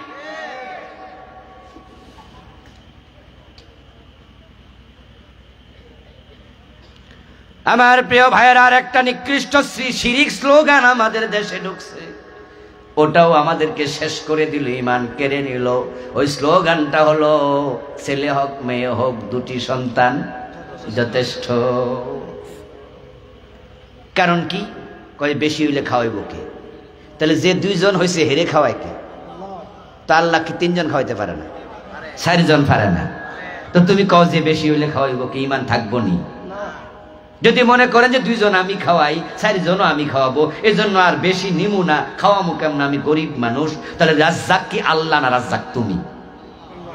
আল্লাহ রাজ্জাক হলে খাওয়ার টেনশন তুমি করছো কেন? মুখ দিয়েছেন যিনি, আহার দেবেন তিনি। মানুষ কখনো বোঝা হয় না। আন্নাস মাআদিন কামাআদিনিজ যাহাবি ওয়াল ফিদ্দা, সেই বুখারীর riwayat। নবীজি মুহাম্মদ সাল্লাল্লাহু আলাইহি সাল্লাম বলেছেন, মানুষ হচ্ছে স্বর্ণ এবং রৌপ্যের খনির মতো দামি। মানুষকে কাজে লাগাও, শিক্ষিত করো, প্রশিক্ষিত করো। পৃথিবীর সবচেয়ে বেশি মানুষ চায়নাতে। ওই চায়না কি গরিব দেশ? আমার দেশে জন্ম নিয়ন্ত্রণ পদ্ধতি আবিষ্কার করে ওইগুলার পিছনে যে পরিমাণ টাকা খরচ করেছে, যদি আমাদের যুবকদেরকে ওই টাকা দিয়ে প্রশিক্ষণ দিয়ে বিদেশ পাঠাইতো, তাহলে বাংলাদেশের ছেলেরা হাজার হাজার টাকা দেশে পাঠাইতে পারত। প্রশিক্ষণ ছাড়া বিদেশ পাঠায়, আর ওখানে গিয়ে তারা রাস্তা ঝাড়ু দেয়, ওখানে গিয়ে ড্রাইভিং করতে পারে না, ইলেকট্রিসিটির কাজ জানে না, ওখানে গিয়ে বাসা পরিষ্কার করে, হাম্মাম খানায় চাকরি করে। এটা আমাদের জন্য পরিতাপ। যদিও আলহামদুলিল্লাহ আপনাদের চট্টগ্রাম, কক্সবাজার এখানকার লোকেরা ব্যবসায়ী। সৌদি আরবে গেলে, দুবাইতে গেলে, কাতারে গেলে দেখি যে আলহামদুলিল্লাহ চট্টগ্রাম আর সিলেটের ভাইয়েরা অধিকাংশ ব্যবসায়ী। কিন্তু আবার কষ্ট লাগে যখন মসজিদে হারামের সামনে রাস্তায় দাঁড়িয়ে থাকা খাকি পোশাক পরা ওই মানুষগুলো দেখি, যারা রাস্তা ঝাড়ু দিচ্ছে। যারা ঝাড়ু দিচ্ছে 100 জনের মাঝে 99 জন বাঙালি। আমরা যখন হজে যাই, আমাদের আপনজনেরা সাথে যায়, তখন আমরা বলি, যদি আমি কোনো হাজির ব্যবসা করি না, সময়ও তো না এগুলো, এই ব্যবসাকে আমি খাটো করে দেখিও না, এটা ভালো। তো আমাদের সাথে যারা যায় বলে দেই যে মুরব্বী, যদি আপনি রাস্তা হারাইয়া ফেলেন, আপনি তো আরবি জানেন না, কেমনে জিজ্ঞাসা করবেন যে আমার বাসা কোনটা? ওই যে পোশাক পরে আছে, লাল পোশাক, এরকম খাকি পোশাক, ওই যে বলে, হ্যাঁ, ওদেরকে বাংলায় কথা বললে ওরা বুঝবে, কারণ তারা সব বাঙালি। তাহলে বাঙালি কোথায় পাওয়া যায়? রাস্তায় ঝাড়ু দেওয়ার জায়গা পাওয়া যায়। আপনারা বলুন তো, ওদেরকে যদি প্রশিক্ষিত করে বিদেশ পাঠাইতাম, তাহলে তারা কি গাড়ি ড্রাইভ করতে পারতো না? ইলেকট্রিসিটির কাজ করতে পারতো না? তারা মেকানিক্যাল কাজ পারতো না? তারা ভালো চাকরি পাইতো। কিন্তু না, আমাদের দেশে এটা করে না, প্রশিক্ষিত করে না। উল্টা শুধু কয় যে ফোলামাইয়া বন্ধ করো, স্লোগান চেঞ্জ করেছে, 2টির উপরে সন্তান নয়, 1টি হলে ভালো হয়। কয়দিন পরে কইব যে বিয়া না করলে আরো ভালো হয়। আমার বন্ধু, এই জাতীয় শিরিক থেকে বাঁচুন। মাঝে মাঝে ইত্তেফাক পত্রিকা সহ কিছু পত্রিকা দেখি যেগুলোর আধা পৃষ্ঠা ভেপি লেখা ওঠে। কি লেখা? রাশিফল, রাশিফল। কর্কট রাশি, মর্কট রাশি, কুম্ভ রাশি, তুলা রাশি, তারপরে আবার লেখে আগামী সপ্তাহ ভালো যাবে, ব্যবসায় উন্নতি হবে, আগামী মাসে বিয়ে করলে সুন্দরী বউ পাওয়া যাবে, পোলাপান মুস্কি হাসে দিয়া চল কইরালাই। যার তুলা রাশি আছে, যার কুম্ভ রাশি আছে, সে যে পড়তেছে আর মনে মনে ভাবতেছে এটাই মনে হয় তার তাকদীর। সাথে সাথে শিরিক, ঈমান শেষ। কারণ এক সেকেন্ড পরে কি হবে আল্লাহ ছাড়া কেউ জানে না। ছেলে বিদেশ যাবে, মা ছেলেকে বলে বাজান পাসপোর্ট জমা দেওয়ার আগে, ব্যবসায়ীর কাছে টাকা দেওয়ার আগে একটু ঢাকা থেকে ঘুরে আয় তো, মালয়েশিয়া যাবি, ভিসা লাগবে কিনা একটু বাবারে জিজ্ঞাসা করে আয়। ছেলে অবাক হয়ে বলে মা কোন বাবা তোমার? কই যে কেন, টেলিভিশনে দেখছি বাবা লিটন দেওয়ান বসুন্ধরা শপিং মলে তিনি দোকান খুলে বসে আছেন, অতীত ভবিষ্যৎ ভূতপূর্ব সব জানে।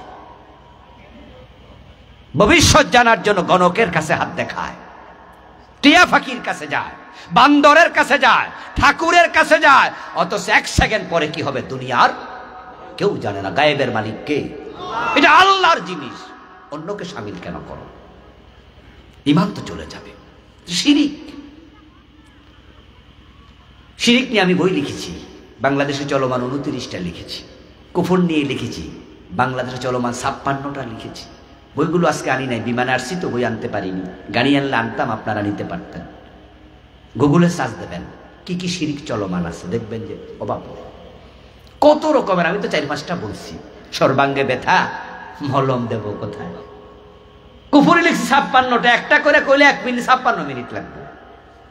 সরকার কুফরি সাপ্লাই দিচ্ছে গত সিজনে, এই 15 বছরে সিলেবাসের বইতে কুফরি ঢুকাইছে, শিরিক ঢুকাইছে। এই জন্যই তো আমাদের আন্দোলন, এই জন্য তো আমরা বলি ইসলামী সরকার দরকার। ইসলামী সরকার না হলে ঈমান নিয়ে মরা যায় না। কোন ফাঁকে বেঈমান হবে জানবে না। ঈমান চলে যাবে। তৃতীয় কারণ নেফাক। যদি কারো অন্তরে মুনাফিকি ঢোকে তার ঈমান থাকবে না। এখন মুনাফিক কেডা চেনা দরকার আছে না? পড়বেন নিফাক নিয়ে, আমার আলাদা বই আছে নিফাক নিয়ে লিখেছি। মুনাফিকের আলামত আমি ওই বইতে লিখেছি 28টা। বাংলাদেশে মানুষ জানে 3টা। কথা বললে মিথ্যা বলবে, আমানত রাখলে খেয়ানত করবে, ওয়াদা করলে খেলাফ করবে, শেষ। অথচ এগুলো ছোট ছোট নেফাক। যেই নেফাকে ঈমান যায় এগুলোর আলোচনাই হয় না দেশে। অথচ মুনাফিকের অবস্থান হবে জাহান্নামে সবার নিচে। মুনাফিকের নামে আলাদা সূরা আছে না নাই? উরি বাবা কি জঘন্য! কাফেরের নামে সূরা আছে, সূরা কাফেরুন, ওইটা হলো 3 লাইন। আর সূরা মুনাফিকুন হলো 21 লাইন, 7 গুণ বড়। ইন্নাল মুনাফিকিনা ফি দারকিল আসফাল মিনান নার। নিফাক শিখবেন। এভাবে 10 কারণে ঈমান ভঙ্গ হয়। কারণগুলো খুঁজে বের করুন, নিজের জীবন থেকে সরান, তাওবা করুন, ঈমান নিয়ে মরুন, হাসতে হাসতে জান্নাত পাবেন ইনশাআল্লাহ। আল্লাহ তাআলা আমাদের সকলকে জান্নাতমুখী হওয়ার তৌফিক দান করুন, আমিন। প্রিয় ভাইরা, 1-2টা প্রশ্ন আসছে, জবাব দেব? আচ্ছা জি, সংক্ষেপে আমরা শেষ করতে চাই। কি প্রশ্ন? ফরজ নামাজ শুরু হলে আর কোনো নামাজ নাই? জি, ফজরের নামাজের সুন্নাহ পড়া যাবে না, কোনো সুন্নাহ নাই। ইজা উকিবাতিস সালাহ ফালা সালাতা ইল্লাল মাকতুবা। ফরজ শুরু হয়েছে, ইকামত হয়েছে, কোন সুন্নাহ পড়া যাবে না। রাসূলুল্লাহ নিষেধ করেছেন, সোজা কথা।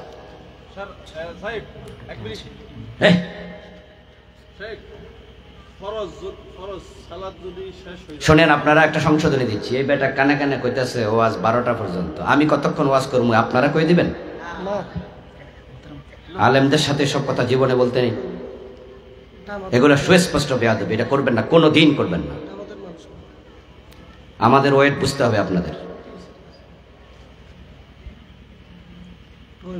আচ্ছা শেষ করি আমি। সুন্নাত আপনি পড়বেন, কখন পড়বেন? রাসূল সাল্লাল্লাহু আলাইহি ওয়াসাল্লাম নামাজ পড়াচ্ছেন, ফজর। এই অবস্থায় একজন সাহাবী সুন্নাহ পড়েছে। সালাম ফিরানোর পরে প্রিয় নবীজি তাকে ধমকাইছে, এই মিয়া, তোমার কাছে কি তোমারটার গুরুত্ব বেশি না আমারটার গুরুত্ব বেশি? আমি পড়ছিলাম ফরজ, তুমি পড়লা সুন্নাহ, কারণটা কি? ওই সাহাবীকে ধমক দিয়েছেন। আপনারা বলুন তো, গুরুত্ব কি সুন্নতের বেশি না ফরজের বেশি? এই জন্য রাসূল ধমকাইছে। এই সুন্নতটা পড়া যাবে পরে, একটা হলো সূর্য ওঠার পরে, উলামায়ে হানাফ তাই বলে। কিন্তু একটি হাদিসে পাওয়া যায় একজন সাহাবী রাসূলুল্লাহ সাল্লাল্লাহু আলাইহি ওয়াসাল্লামের সাথে ফরজ নামাজ শেষ করে 2 রাকাত সুন্নাহ পড়লেন। আল্লাহর হাবিব জিজ্ঞাসা করলেন যে, কি মিয়া, তুমি না নামাজ পড়লা আমার সাথে, এখন আবার কিসের নামাজ পড়লা? উনি জবাব দিলেন, ইয়া রাসূলুল্লাহ, আমি তো সুন্নাহটা পড়তে পারি নাই যেটা আগে ছিল। প্রিয় নবী চুপ ছিলেন। আরেকটি হাদিসে পাওয়া যায় ফাকালা ফালা ইযান, তিনি বললেন যে ও আচ্ছা ঠিক আছে। এজন্য যদি আপনি সালাম ফিরানোর পরেও পড়তে চান, এই হাদিস দিয়া জায়েজ। উলামায়ে আহনাফ বলে সূর্য ওঠার পরে পড়বেন। আমার বাবা চাচারা বেঁচে আছেন, আমি একজন ভালো মুসলমান হতে চাই। আমার জানা মতে আমাদের দাদারা সম্পদে ফুফুর আমার দাদার সম্পদ, ফুফুদের সম্পদ আছে, মা বাবা দেয় না ইত্যাদি। হ্যাঁ, বাবা তার বোনের সম্পদ দেয় না। আপনি সন্তান বাবাকে বুঝান যে বাবা ফুপুর সম্পদটা দিয়ে দাও।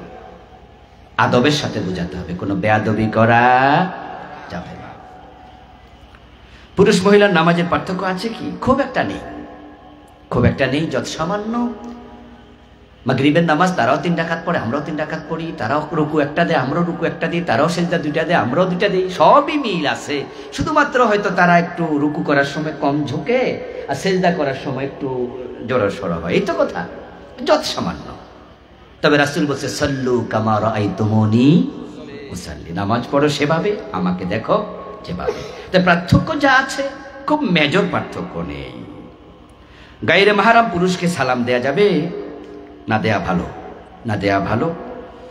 জোহর মাগরিব এশার নামাজ শেষে যে 2 রাকাত করে নফল নামাজ পড়া হয় তার ভিত্তি কি?